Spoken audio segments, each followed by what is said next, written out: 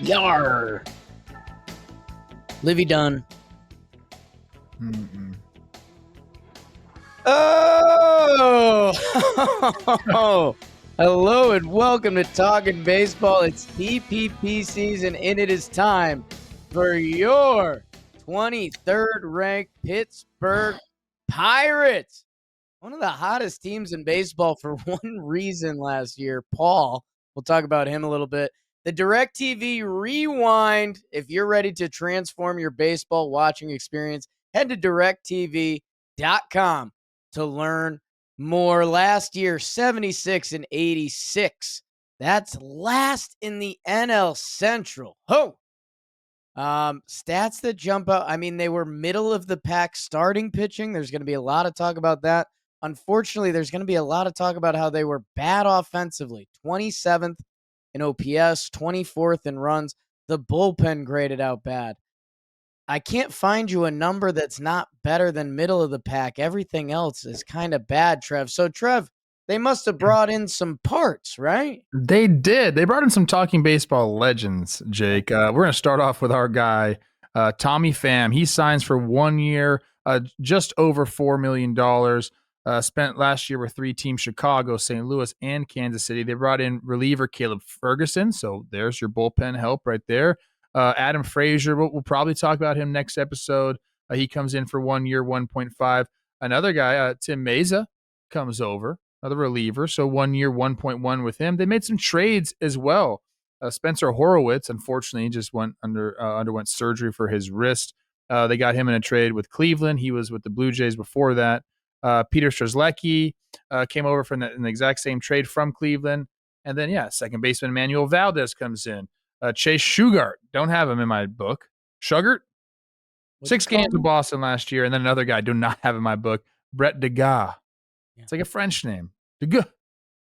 I don't know if that's right or not. But last year, 3 different teams, Seattle, Miami, Toronto. They also brought in guys like Derek Hall, Carson Fulmer, Tanner Rainey, Burt Smith, Johan Ramirez, on minor league deals.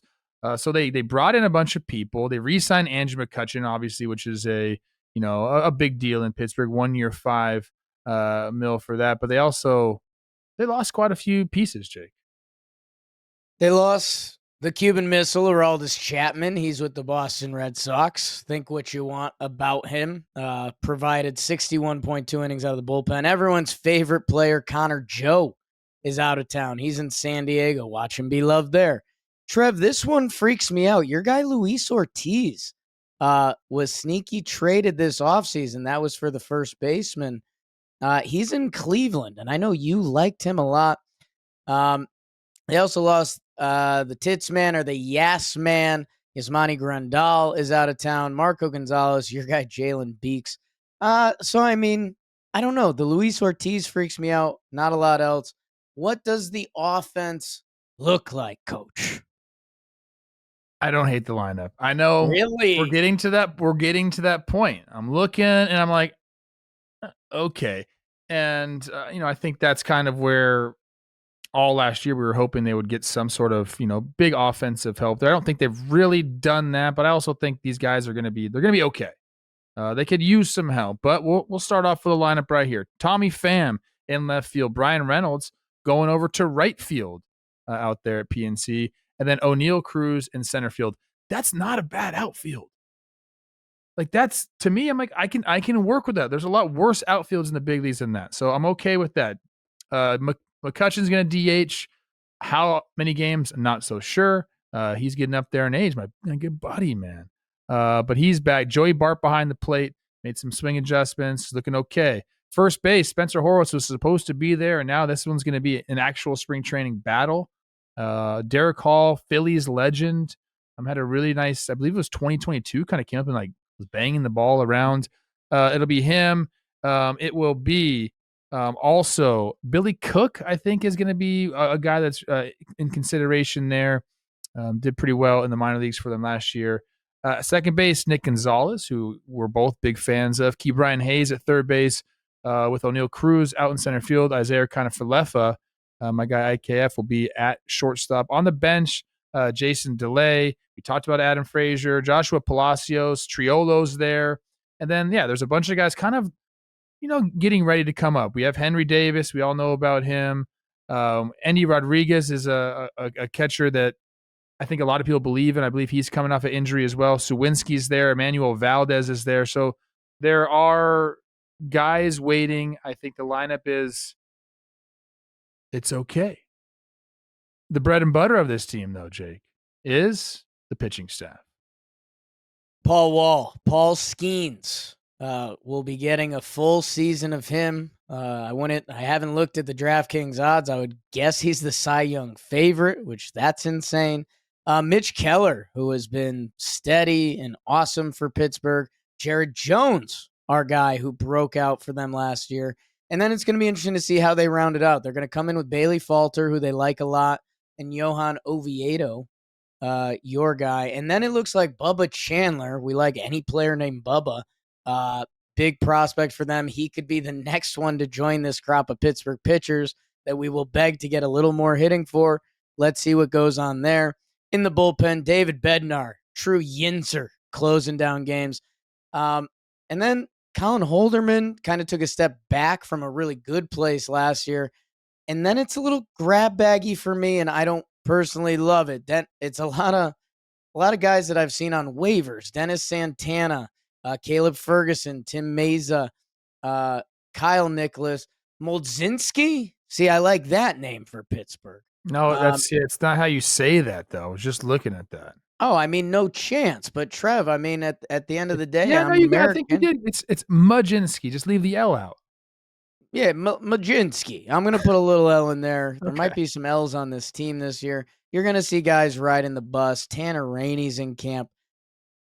That is kind of your Pittsburgh Pirates as of right now. Trev, I guess before we dive into this, where are you currently, your mental state with the Pirates? We wanted to start this on TPPs. Our preconceived notions is what we're calling it. What do we think about the team before we really get into it and maybe have our minds changed? We wanted to start doing this at the beginning of the episodes. What's our preconceived notion?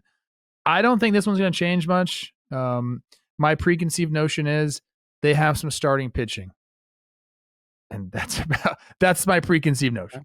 That they are going to have starters that should keep them in the game early. The bullpen is interesting to me. They've had success at the back end, but with Bednar kind of having the year that he had last year, now it becomes a question mark. And then offensively, I think that they could get hot, they could get streaky, but over 162, I got them in the bottom third of the league in most categories, I would say.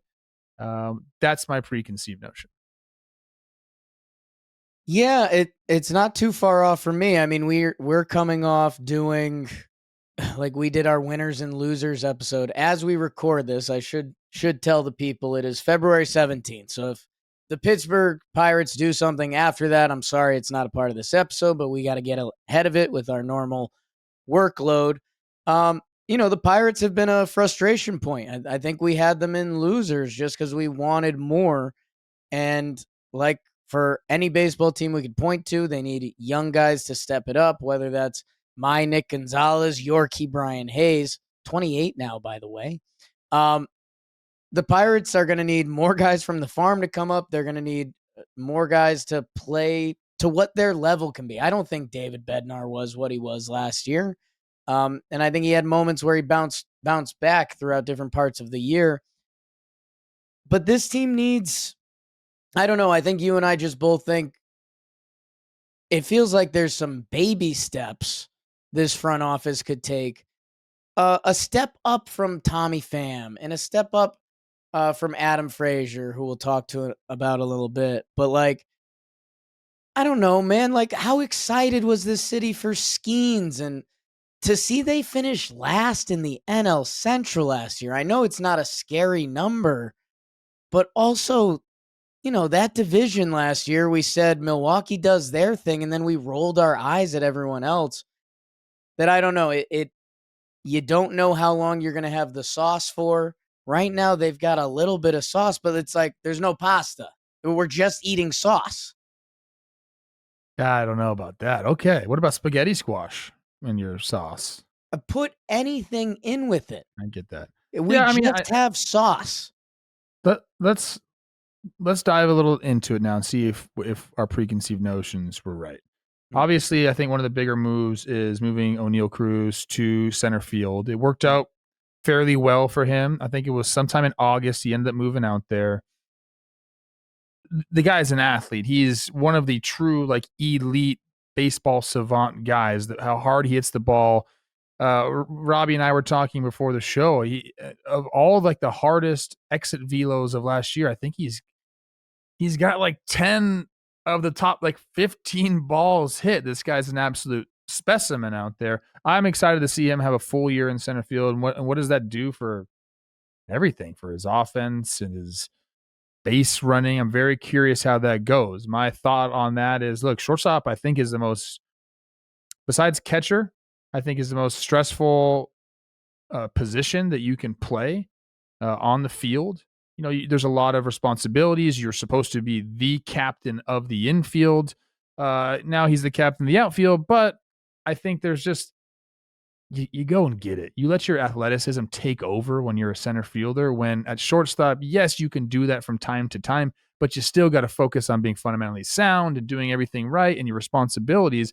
A lot of times, man, like all that stuff can spiral. If you're not doing well at the plate and then you go out to the shortstop and you got to, it just can be a lot. I think letting this guy who is, one of, like I said, the premier athletes in the game, letting him just go and be an athlete out there in center field, I think we might see a big jump from O'Neal Cruz in value. So whether you're talking about advanced statistics and his WAR, I think we're going to see a big jump in that with him playing center field instead of shortstop. I think you're right, but and yeah, no, I'm not going to spin out of this. I think you're right. O'Neal Cruz, he played a full season last year, 146, so that's huge. At age 25, he played a little above his career averages. Like you said, the changing position things, there's more in there, and like you said, anyone that's watched him play, there's a chance for a real jump here. Like everyone's gotten sucked into Ellie De La Cruz. Like O'Neal Cruz has a lot a lot of similar skill sets. I think a little less speed, maybe a little more power though. That where could those 21 homers land just being a comfortable MLB player? He was, a 2020 player at age 25 last year, getting his first full season. So what does that look like? Brian Reynolds, man, I mean, a really good steady Eddie. Like and he's not a steady Eddie. He's a steady dude. Like the numbers he's put up at the major league level now for a little while. That for me, yes, I like those two puzzle pieces on offense. I really like. I guess for me, there's so many question marks outside of that Yeah. one or two are gonna happen. Like Keep Ryan Hayes, I'm gonna assume something was off last year because those offensive stats landed, he's not that guy. I'm not sure what guy he is on offense. Is Nick Gonzalez gonna take the jump? Is Joey Bart, like, did it happen? Did the light bulb go on? I'm sure one of those things is gonna happen. Do I know if two of those things are gonna happen? And it just feels like, before we get to the real fun stuff with Pittsburgh, they could have really done a off-season move, whether free agency or a trade. I hate that this guy keeps being the example because I hope Robert Garcia is just a stud reliever for the next couple years. Nathaniel Lowe is 120 plus, set it and forget it, first baseman, team controlled for 2 years. Now they brought in Horwitz, who, hey, maybe he's a guy. Like in his short sample size, he hit, and they traded a young pitcher for him. So if you're going to do that, you better think he's a guy. And maybe he is. And maybe after the injury, I'll be apologizing to Pittsburgh's front office that, hey, they added a young first baseman to this core. And now Nick Gonzalez is good. And we're looking at the next steps. It's tough to be a good young baseball player when you are. It's the most valuable thing in the sport. Maybe Pittsburgh has a few of those coming. I'm currently just unsure. I'd love to see a couple more stable things in there. Okay, so I think we're in agreement. The agreement or agreements. I think, do they both work? Who I don't cares? know. Yeah, I don't know either. The lineup, I think, is limiting the ceiling here. Now, Yes. Jake, I have a ranch home. That's what I live in. Okay, Oh, most of my home was built in the 1960s. There's been some additions to it. The old part. Do you know what like a ranch home is? Single story, yeah, one level. one level. Yeah. Got some land out here. Uh, my home is like the Pittsburgh Pirates. Got or some of my home is like the Pittsburgh Pirates. Low ceilings. That's how I feel about this team. I think the floor is fine. I really do. Like I don't know what the over under is. I'm assuming it's in the 70s somewhere. I don't think there's any chance that they lose less than, or excuse me, they win less than like 75 games. I think the floor is pretty much set Really? here. It's just I don't think there's a ceiling for them to win 86 to 87 to get to the playoffs. That's where I'm at with this team. So unless there's some drastic moves made, even if Bubba Chandler, who I watched a bunch of his highlights come in, he's filthy. He's filthy. I think he's the number 2 pitching prospect in all of baseball right now. If he comes up and all of a sudden now we have 4 dudes plus Oviedo and Falter at the end of the rotation, like they can have an incredible rotation. I just think the offense is limiting them where they're going to be on the 1960s part of my house. It has just that, that 8.5, 9-foot ceiling right there. Okay, so a little insight there into Trev and Olivia's late nights. Should we get a new house? Do we need 2 Do we floors? need to vault the ceilings here? But it's just part of our houses like that. Pittsburgh, vault the ceilings. And Yeah. hey, and We've been asking to vault the ceilings, coach. It just hasn't happened. I will admit this. We have luckily entered a territory of TPPs where we can start being wrong. Like my Rocks aren't going to shock the world this year. It's just not happening. If they shock the world this year, it's because they're chasing the White Sox from last year. That's where their hope levels are at. The Pittsburgh Pirates, if a couple of these prospects do happen, if it's Nick York, if it's Billy Cook, your guy Thomas Harrington, talk about an early settler's name. Yeah. Let's see him on the bump. I think Curveball, Tamar and Johnson missionary. is a pretty good early settler's name as well. So, that's clearly what this team is banking on. That's when we see young baseball teams take the jump and now they really set that window. I guess that's the part that has us uncomfortable, Trevor. It feels like it felt like Pittsburgh set the window. And when teams normally have that happen after so much losing, it's like, hey, let's go. Like it's finally happening. Pittsburgh had that realization and they haven't attacked, which maybe it's next level GM and front office and they have the plan and we're about to see it. And whoa, these young, hungry Pittsburgh Pirates are about to set the tone in the Central for the next 4 years. It just doesn't really feel that way right now. I don't really feel that way right now.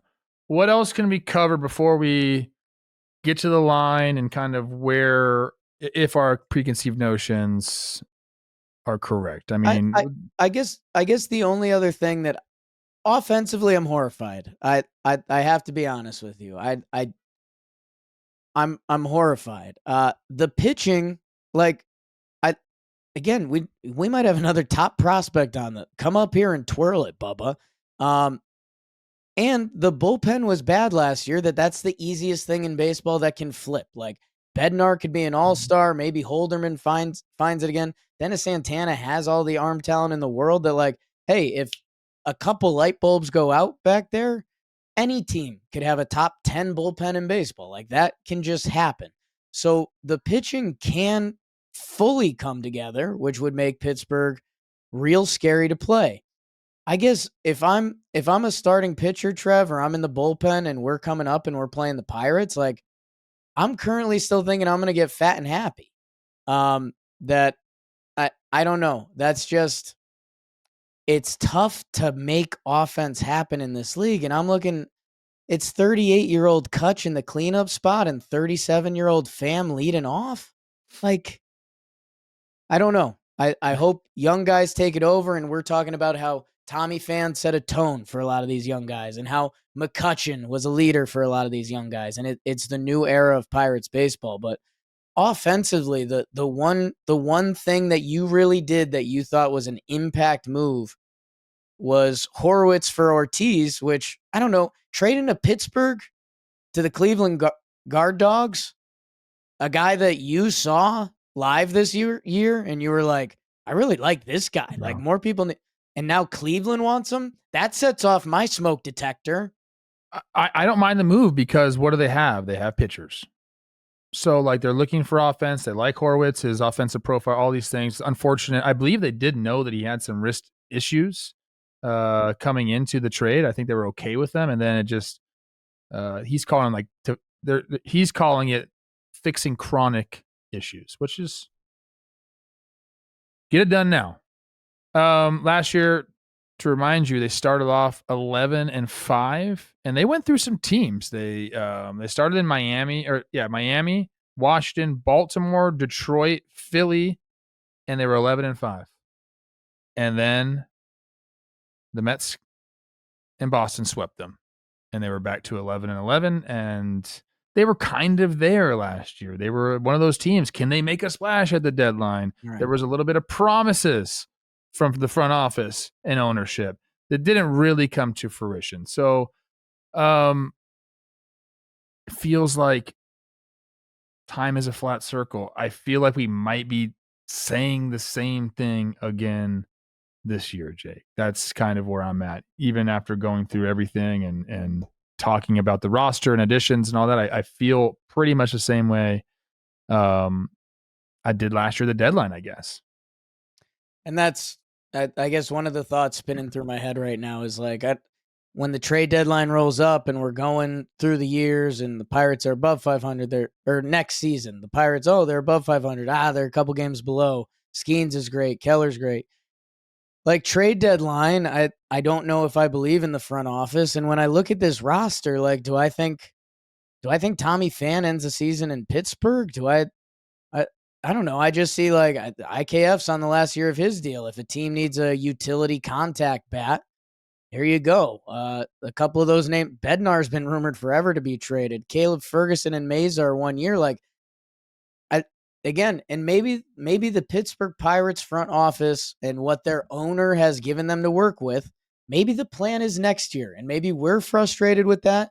Maybe it's right. Maybe it's wrong though, and that's what I'm scared about. I think Robbie has a Paul Skenes taster reel for us, which maybe that's going to get us in better spirits. 196, Trev, is that good? It's good. This guy's filthy, man. He's much must-watch television, which is great for the Pirates, and we know their starting pitching is going to be there. That's not the question of this team, but I do like watching this little taster reel. It's nice. He's plus 300 on DraftKings to win the Cy Young, and plus 5,500 to win MVP. If you sprinkle, I guess. I mean, the 300 to win the Cy, I think, is interesting. He's got the notoriety, the name, obviously the talent. I don't mind that. If you bump into Skenes, it's a Twins Pirates game. Maybe he pitched the night before, so he's in chill starting pitcher mode. It's you and him on the field. What are you doing? Trevor Plouffe, nice to meet you. Love your stuff. Like, what do you say? If I wouldn't go out of my way to like go talk to him, because we don't have that kind of connection. But if he was out there like around the turtle or something like that, I would go say hi to him. Say, hey, I really like watching you pitch. I think that you're very good for Major League Baseball, and keep going, man. Don't leave that. I probably wouldn't say any of that. I don't know. No, that's what a genuine curious question for me. Nobody might care. Might come to me and say, love your shit that you do, bro. And I'm like, I know. Thank you. You, me, Liv, and Livy. Maybe we go. No. I don't know. They're too young. Too young, bro. I'm an adult. What else do we need? Okay, so I didn't know that. 300 on DraftKings to win the Cy Young. Robbie just put this in. The next closest is Wheeler at plus 750. Don't take the chalk. I don't know though. I don't know. Still, I would take it. Let's get to the DraftKings over under, which it's making me a little nervous here. The DraftKings over under is brought to you by DraftKings, because we kind of just told you that. And the NBA season is rolling. They just had their All-Star game. And right now, new customers who bet $5 will get $150 in bonus bets when you use code Talkin. Monster slams, getting boards. That's what Trev does on the court. Player prop bets on DraftKings. It's the home of NBA player props, and you can download the DraftKings Sportsbook app now. New customers use code Talkin, bet just $5 on any wager, get $150 in bonus bets instantly. That's code Talkin only at DraftKings Sportsbook. The crown is yours. Trev, what's their over-under? Well, the over-under is 77 in the hook. Last year, Jake, they won 76 games, so DraftKings is projecting a 1.5 game difference. I talked about a floor. I said 75. Don't think they're going to lose under that. Don't know how close they're going to get to 87. So if I'm splitting the difference there, that means I should take the over here. I do really, really like the pitching staff, and I think that's like the most obvious thing to say about this team, but it also is the truth. Right. Like, this is a top 10 starting pitching staff with the potential to be better if a couple of these guys come up and are who they've been through the minor leagues. So what does the offense do? What does the back end of the bullpen do? I think those are two very obviously big question marks here. Do you want to go on 3, or do you have No, some I stuff you think wanna get off your the chest? last thing I want to lay out is, again, you have to think about the division. The Brewers won last year with 93 games. Yeah. The Cubs were at 83, and we kind of They have got them as better. a winner of the offseason. The Cardinals won 83. They're kind of in a loser bucket, but I think where their expectation was when we look at who's on the field for them, it's not like the cupboard's empty. The cupboard's just different. And yeah, the Reds and the Pirates are obviously the two just kind of wild card teams in this division, but I think we thought they were the wild card teams last year. That I'm a little nervous, but I think I have my pick. Okay. I'm ready. I'm ready. In 3, 2, 1. Over. All right. I'm just slightly over for me. 79 wins. Yeah, I mean, they should be around 500, right? Like if Bubba Chandler is something. Have you watched his highlights? That's filthy, dude. And I liked what you said about O'Neal Cruz. I think the Central, I mean, the Pirates, it felt like they really struggled down the stretch. They had a bottom 3 offense last year, a bottom 3 bullpen. If one of those changes, they should be 500. So I'm in on it for now. I disagree with the low floor. I think one I or didn't say low floor. high floor, excuse me. You think there's a chance they lose 100 games? Yes, the wheels could fall off for this team, man. Yeah, if the pitchers are they get hurt or something. Dude, what are we doing here? Here's knock Bubba on wood a Chandler. little bit. Okay, Bubba Chandler, Watch the downhill. slider to me. The slider is just dominant. I don't know if we're going to get one of those or not. I mean, I like his stalk. You like that hair. He looks like Skenes. A little bit. He's a big boy. Look at those legs. My St. Paul Saints. Are they just making... Hey, if they're just cranking out Skenes and laboratories in Pittsburgh, then yeah, easy over. Okay. Get him up here. Let's get Bubba Chandler in the show. Let's go one more here. Is that Kersey Jr.? Yeah, that's my guy. Okay. He's kind of a swaggy dude. It looks like Skenes. He's got 3 pitches that I saw: fastball, wipeout slider, and some sort of split change or something like that. So I already like him. Jared Jones, I told you, add the 3rd pitch. Splinker. All right. Pirates fans, everyone else, let us know what we missed, what you're thinking for those 2025 Pittsburgh Pirates. And just a reminder, if you're ready to transform your baseball watching experience, head to directtv.com to learn more.